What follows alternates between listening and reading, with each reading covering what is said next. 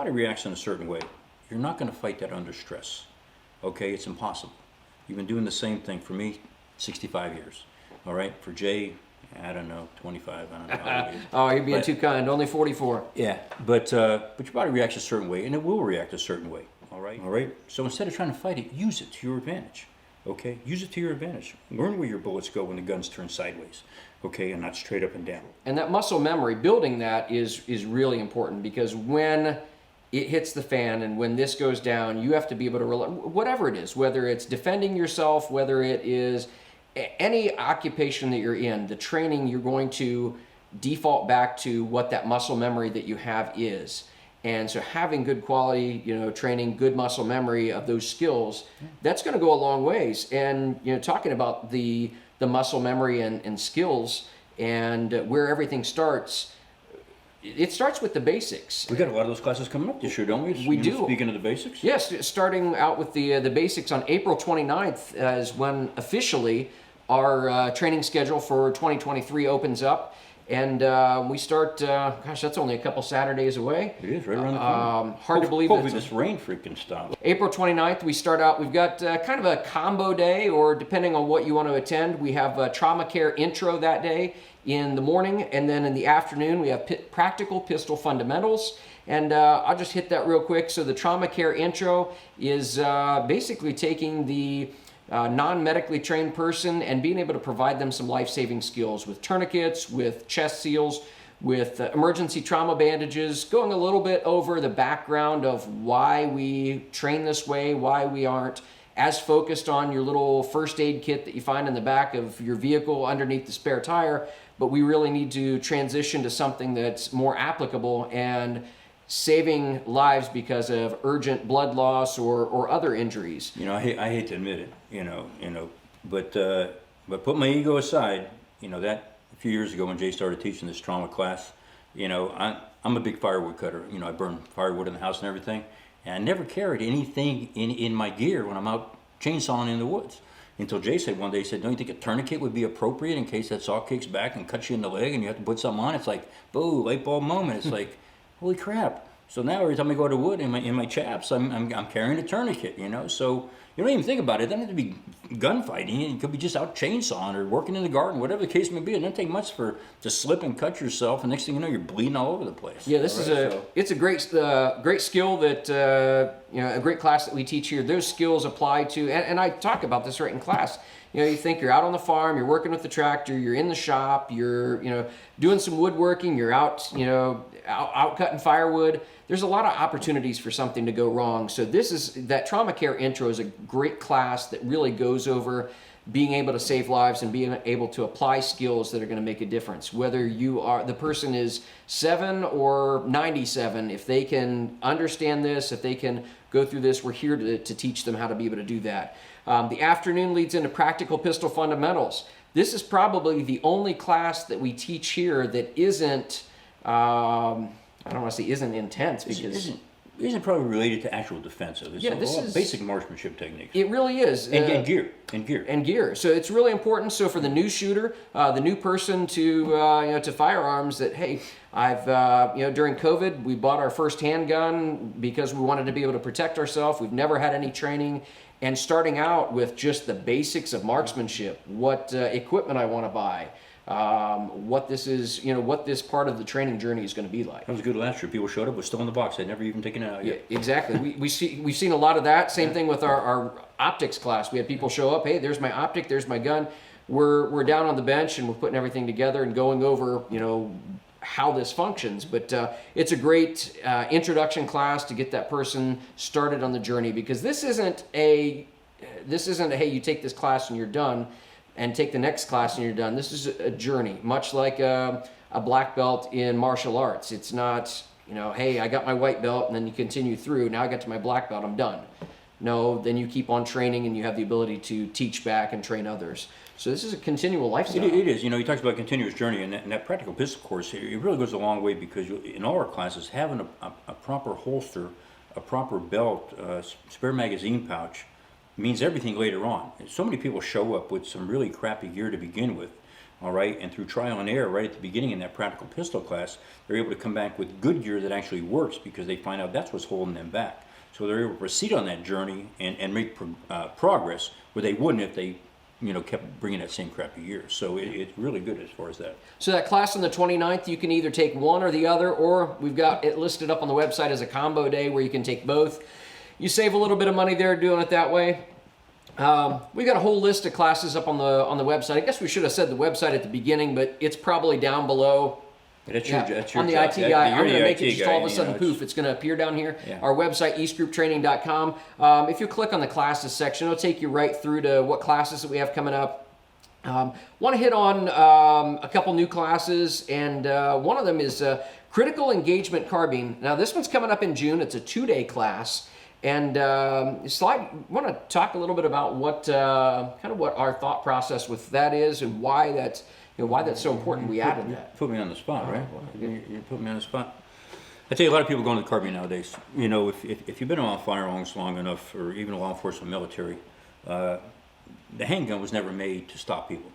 The handgun was made to fight your way to a rifle that stops people. Okay, stopping power in the handgun is just not enough. All right. And we here like to say nobody dies with one shot.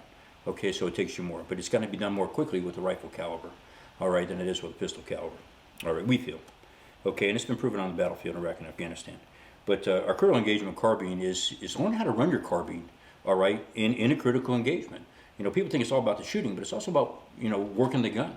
You know, how do I do my reloads, all right, which, you know, the simplest thing in the world. Once again, giving credit where credit's due.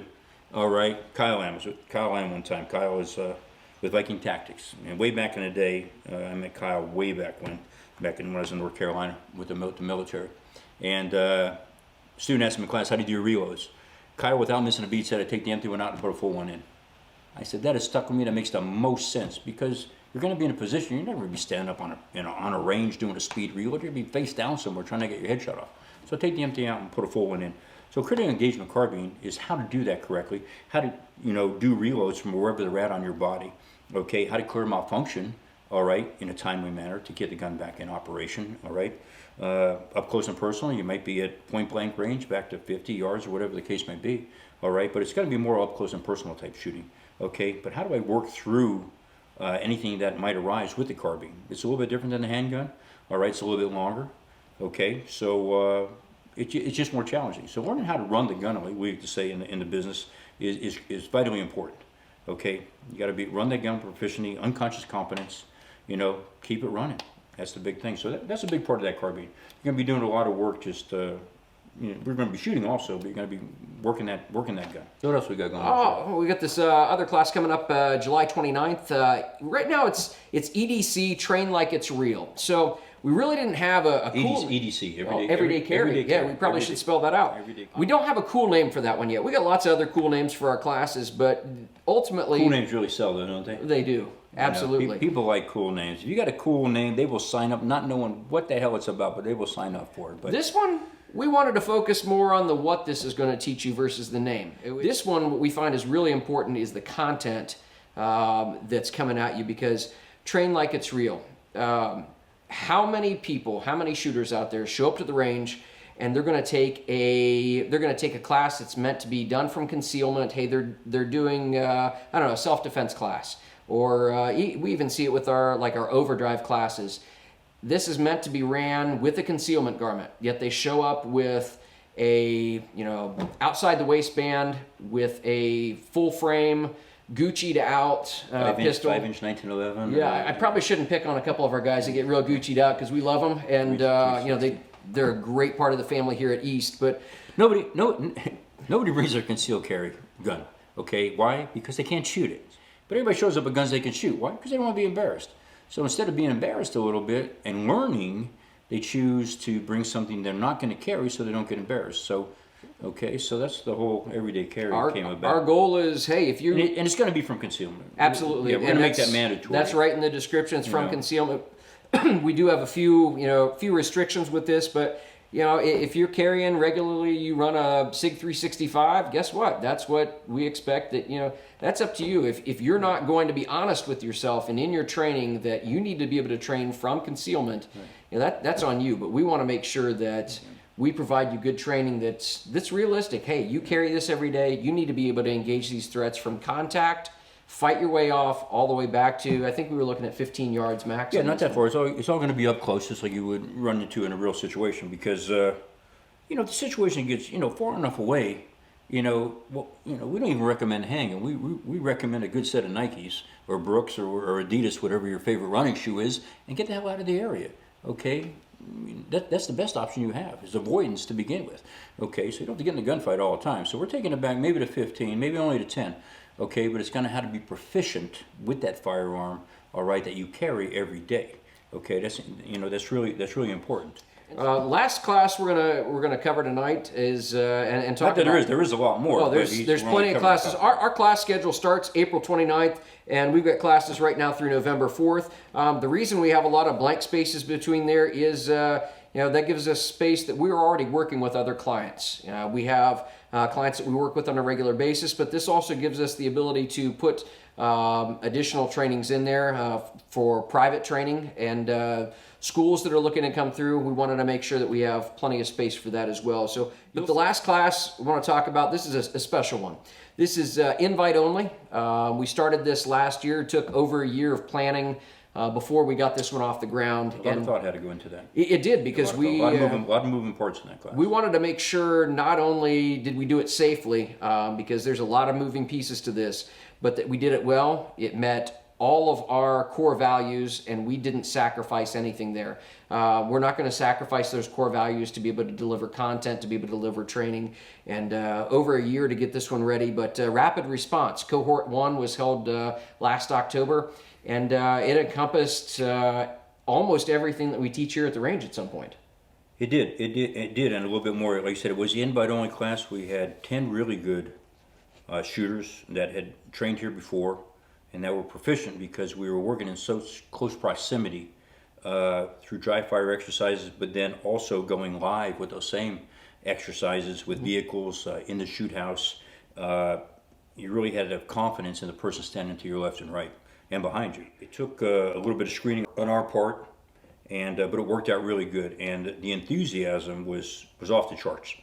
And we could see it every day on the range, how it just built, and just people getting on one another to build that team concept, you know, with one another. And we'd come back every day to the talk at lunchtime here, and my wife was nice. She provided lunch every day for everybody, was included in the training, and the camaraderie and the talk that went around, the discussion about what we were doing, and then going back out in the afternoon doing some more. And then after all the guns were put away and everything was secure, we came up here and once again had a nice meal and adult beverage and some cigars, and discussed a lot more. And we got to the point where 10 o'clock at night we had to kick people out, you know, because they had training the next day on the range.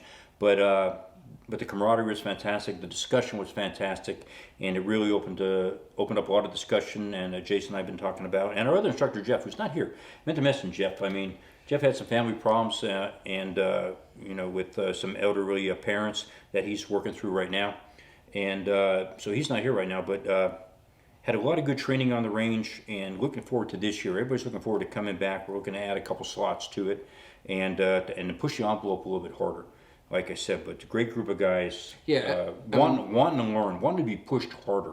All right, and that's the key. Is when they fail, they get mad at themselves, and they want to do better, and they want us to push them more, and that's the type of people in that class that we were looking for. Yeah, this was a completely different, no pun intended, completely different caliber of students that were a part of this. Yeah. The rapid response is not, hey, I'm new to guns and I just want to go do some cool stuff out on the range, throw some weight around, drag a dummy here, there, everywhere, and I just want to do some cool stuff. These were some really well-tuned individuals that good knew operators, yeah. what they were doing, and like I said, they wanted to be pushed. There were days when we thought we pushed hard enough, and they wanted more. There were days that we pushed, and we pushed it pretty hard. They were sucking wind when they came up here. They definitely were. So it was great to see that. But we got cohort 2 of that coming up October 27th through the 29th. It's a Friday, Saturday, Sunday. It's a busy 3-day event. It is all day. You won't really see a time for that because it's kind of driven by the group of individuals that come out to the training. But if you look at our website, there is a disclaimer in there.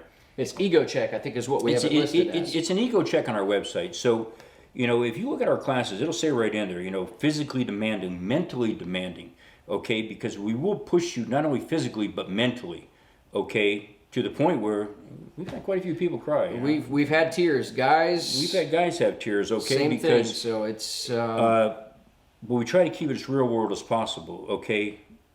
So as long as you can handle that, that's fine. But look at yourself in the mirror. Can I actually do this class? Because there is no refund.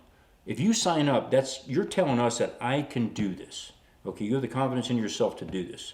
So look at yourself in the mirror. If you can, then by all means, come on out and we'll have a great time. Okay? But if you can't, sign up for one of the other classes that will build to that next level. Okay, like Jason said in the beginning, it's a journey. It starts at the beginning and works your way on up, okay? It's a continual building process. Jay, you got anything else to wrap up? I don't have anything else. Just look forward to seeing you out here at the range, and follow us for more information. Check us out. If you got any questions, get a hold of us on Facebook, send us an email, and we're more than happy to answer those. So Yeah. We'll see you back hopefully here in a couple weeks. Yeah, that's all we got for tonight. Like I said, stay safe, keep dry firing. Most important thing out there, okay? Have a good night. We'll see you soon. See you later.